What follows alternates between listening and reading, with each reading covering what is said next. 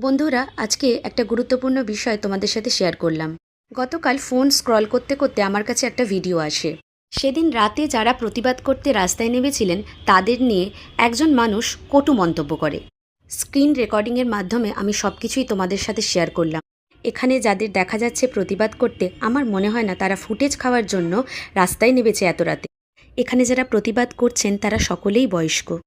কিন্তু আমি অবাক হলাম এইটা দেখে যে একজন বয়স্ক মানুষ হয়ে আমার কমেন্টের কি রিপ্লাই দিয়েছে তোমরা নিজের চোখেই দেখো। ওনার মুখের ভাষাটা একবার দেখো। আমার মনে হলো সোশ্যাল মিডিয়ায় এসে এইসব মানুষের মুখোশটা একটু খোলা দরকার। এরাও কিন্তু ধর্ষকের থেকে কোনো অংশে কম নয়। যারা একজন নিজের মেয়ের বয়সী মেয়ের সাথে এরকম ধরনের অশ্লীলভাবে কথা বলতে পারে, তারা তো যে কোনো কাজই করতে পারে, তাই না? তাই এই মানুষটির সাথে তোমাদেরও একটু পরিচয় করিয়ে দিলাম। অন্যায় আমি কোনোদিন করি না, আর অন্যায় আমি সহ্যও করি না। তাই যখন যেখানে অন্যায় দেখি সেখানে প্রতিবাদ